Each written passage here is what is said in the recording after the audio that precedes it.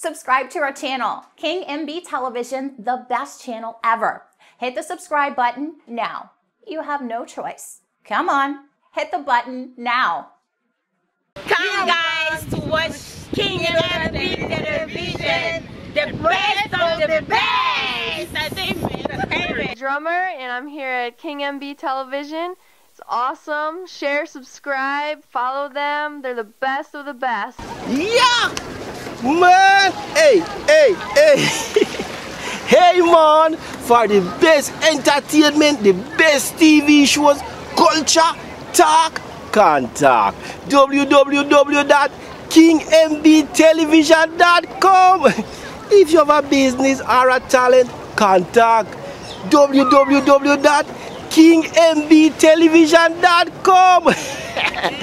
King MB Television is the number one. Hey, yeah, man. See you later, man. We gone. King, merci beaucoup. Merci mingi kolanda biso awa na King MB Television. Awa toza na mosali na Nzambe, mosali manzambe munene penza na Buffalo, New York. Yemoka ko se présenter na King MB Television pour te balaner la King MB Television baye. Bonjour. Bonjour King MB Television. Comment on a un papa? Ngai kombo nanga Bishop Vital Babwiriza. Nazali mokambi ya Revival Church of Buffalo na mboka oyo. Nasali la kanzambe, na lingi nzambe na ngai. Yango na sepeli kozala na ko visiter King MB Television lelo. Tosala muke makambo itali mboka na biso. Ok papa, ba actualité belé ezali na Congo sikoyo bazo lobela pona papa Olangi. Est-ce que yoka ki makambwana? Nazoyoka pe nazokamba mingi. Komona ndenge makambo ezali koleka, bato bazoloba mingi pona liwa ya papa Olangi Oshwe. Ezali kokamwisanga mingi lokola musali ya Nzambe, komona bato bazoloba makambo ya mabe pona musali na Nzambe wana oyo asilisi auti kotika biso na kati ya Congo na Afrique du Sud, comme et puis Nzambe abengaki ye, mais bato bazo polémiquer pona liwa na ye, ça nous fait du mal. Mais pour ni bato bazo polémiquer pona liwa na ye, pona nini penza. Donc bato belé bazo lobela pona ye e cause la penza pona tina nini. Nakanisi motuna wana ifali otuna bango de bayebi, parce que soki moto akufi azana droit ya kosala droit de réponse te na makambo bazolobela ye, mais bato oyo balingaka ye oyo bazali kolinga ye bakoko kutombola mongongo pona kolakisa bato, pona kokanga minoko ya bato wana o Satan azali koutiliser pona kobebisa disons honneur ya moto azalaki kopesa bomo ina ye nyonso mobimba kosalela Nzambe pe kolakisa bato nzela oyo ya lobiko. C'est comme ça. Ok papa, expérience nini ozana mosali na Nzambe papa Olangi? Expérience nini penza ozali nango oko yebisa bato ya King MB Television ke oyebi penza papa wana? Expérience nini ndoza nango? Expérience oyo naza nango d'abord ngai moko na za mosali ya Nzambe, me nazalaki naza na histoire na ministère ya combat spirituel. Et quand j'étais à Bukavu, français na lingala. Oui, pas de problème. Quand moi j'étais à Bukavu, j'étais dans le ministère du combat spirituel, mais aussi j'étais pasteur parce que je suis responsable d'une grande communauté chrétienne à Bukavu, la communauté des élevés au Congo, où nous avons une église dans la ville de Bukavu et puis d'autres églises aux environs de Bukavu. Et je suis le représentant légal de cette communauté.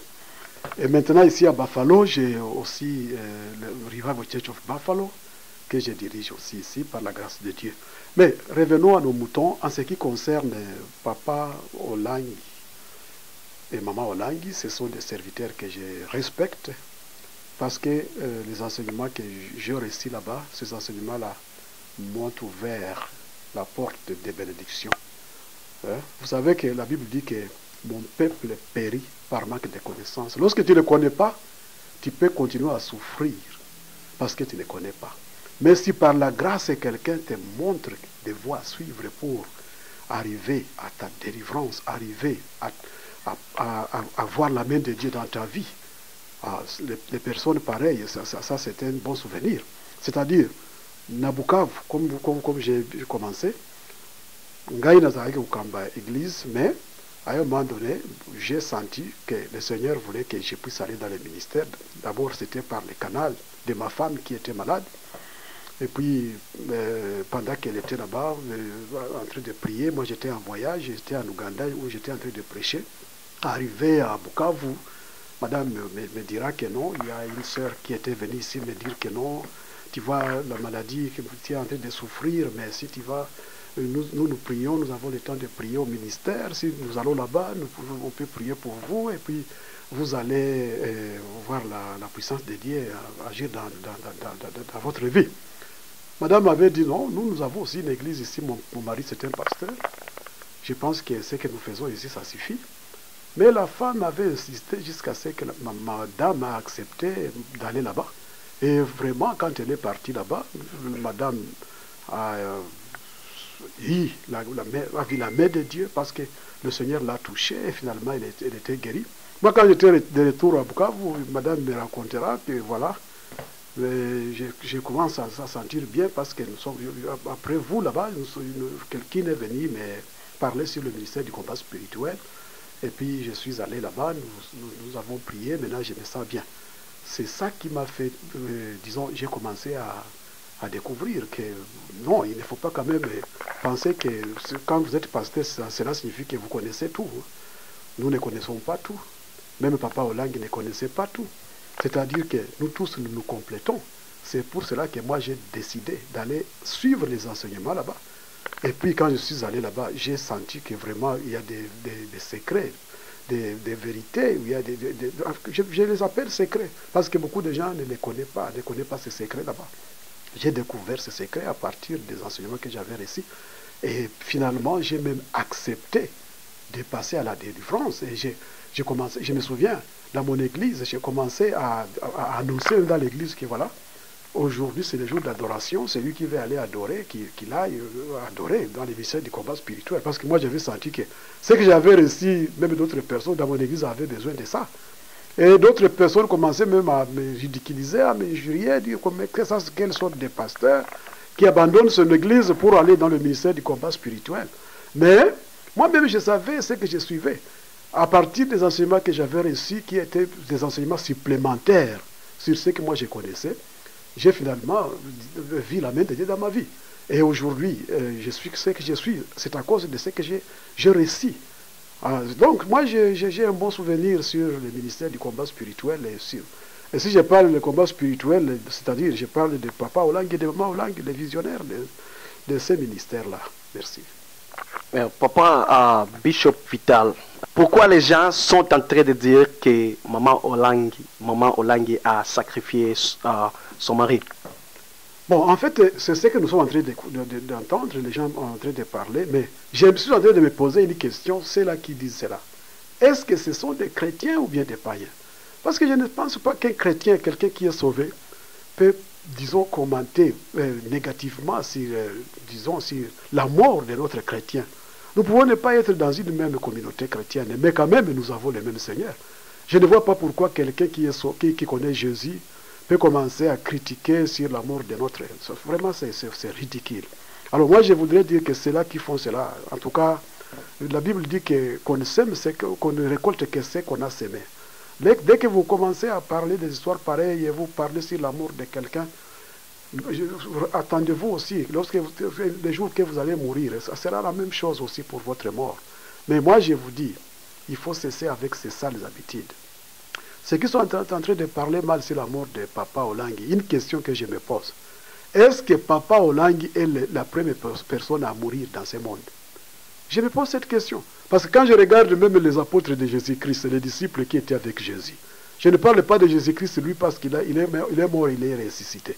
Mais tous les apôtres qui étaient avec Jésus, personne n'est ressuscité parmi eux. Et puis ils sont tous morts. Donc la mort, c'est quelque chose qui est inévitable. Et puis les gens oublient, quand les gens disent que oh, Maman Olangi a sacrifié son mari. Maman Olangi, vraiment ça c'est satanique. Ceux qui parlent de cela sont des satanistes. Parce que quelqu'un qui connaît Dieu ne peut pas parler de cette sorte. Ce n'est que le diable qui peut chercher à noyer le serviteur de Dieu pour confondre le païen pour qu'il ne puisse plus accepter que Jésus-Christ peut faire quelque chose dans la vie de l'homme. C'est ça. Ok, qu'est-ce que vous pouvez répondre à Pasteur, à Bishop Chatumba de la France? Et il a dit que Papa Olangi, il est dans l'enfer. Qu'est-ce que vous pouvez lui répondre? Vous savez, en ce qui concerne cet homme-là que vous parlez, moi je ne sais pas il est bishop de quelle église. Le mal est que tout le monde se nomme bishop, mais le bishop, un bishop c'est un évêque. Un bishop, c'est quelqu'un qui prend soin de l'église du Seigneur. C'est-à-dire, quelqu'un qui dirige des églises, comme moi ici. Moi, je suis bishop, parce que je suis bishop de Revival Church of Buffalo, Revival Church of Congo. Et tout le monde là-bas, j'ai des adeptes, les gens qui connaissent que celui-ci, c'est notre autorité ecclésiastique.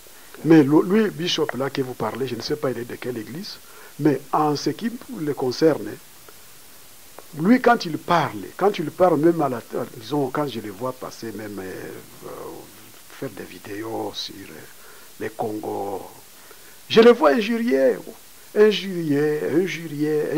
souhaiter la mort aux gens. King, merci beaucoup. Vous sentez que c'est un homme qui doit...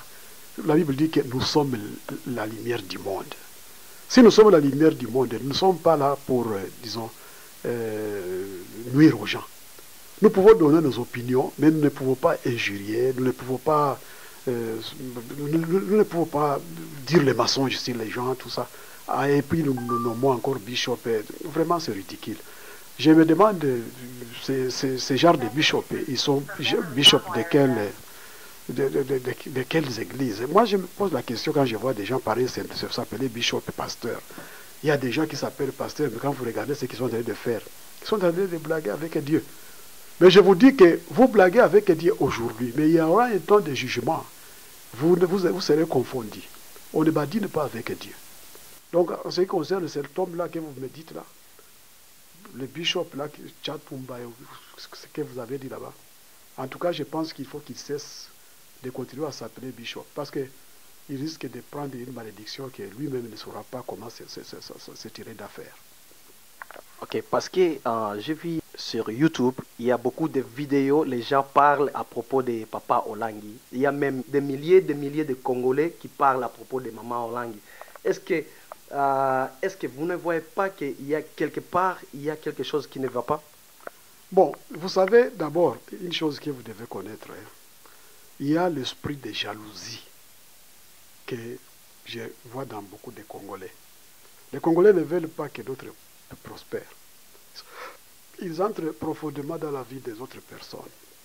Regardez, quand ils parlent sur Maman Olangi, moi je vois ceux qui disent « Oh, ils ont amassé beaucoup d'argent, patati patata ».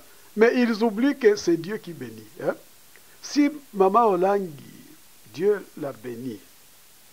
Si Papa Olangi, Dieu l'a béni. Je ne pense pas que ça doit être une occasion de polémiquer. Hein? Parce que c'est Dieu qui connaît comment là où il les a tirés, et c'est Dieu qui connaît le travail qu'ils font pour lui.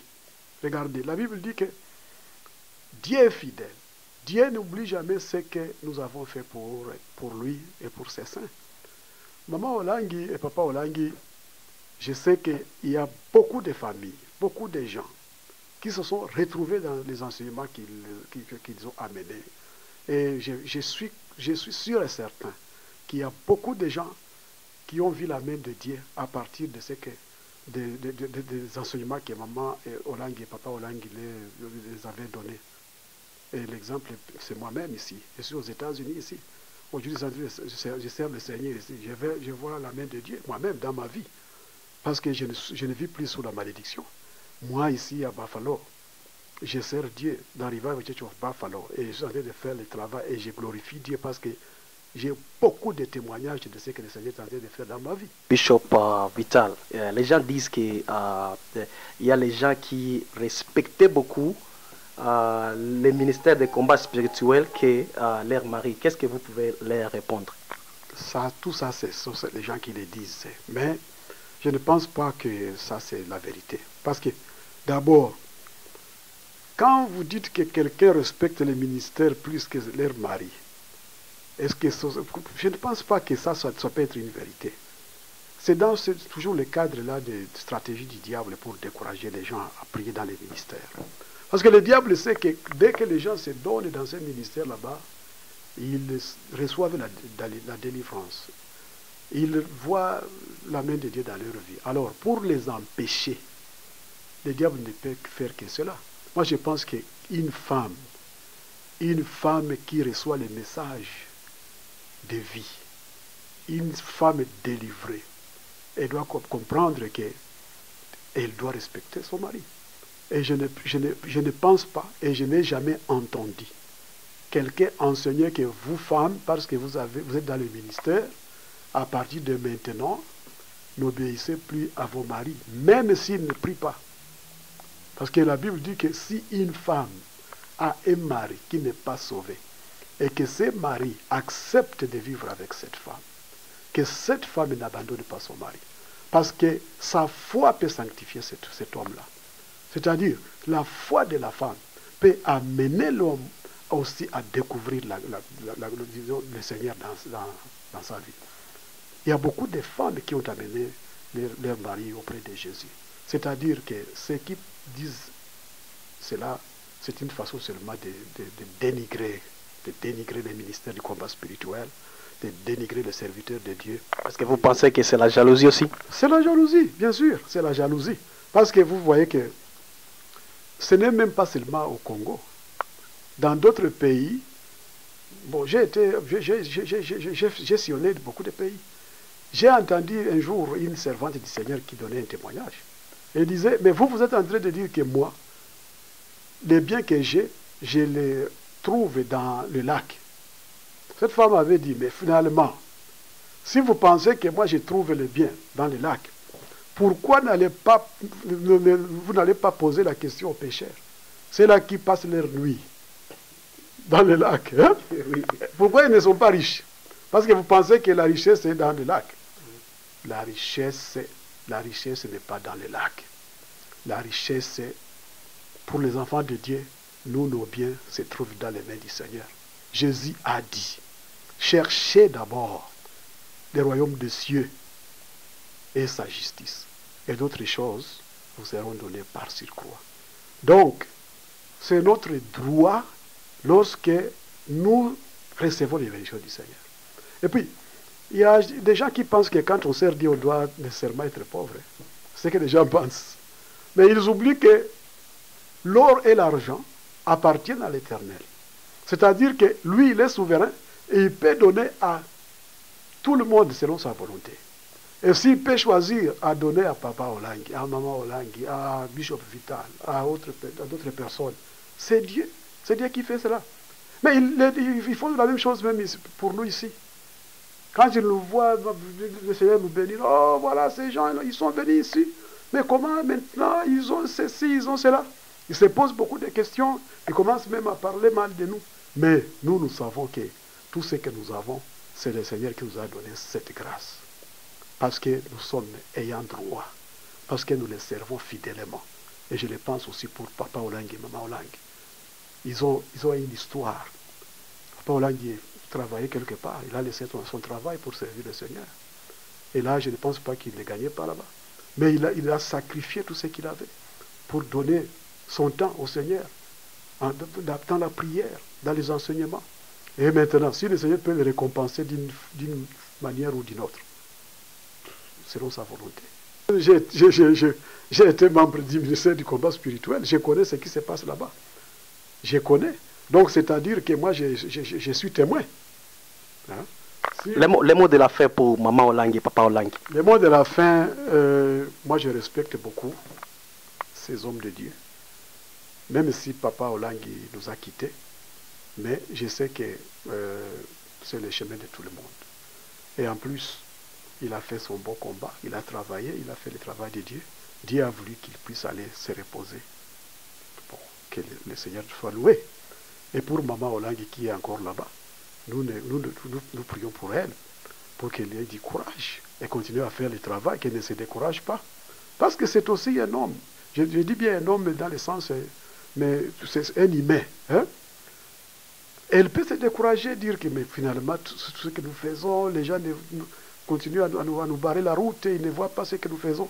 Elle peut se décourager. Mais je souhaite que la maman là puisse continuer à faire le travail de Dieu. Parce que...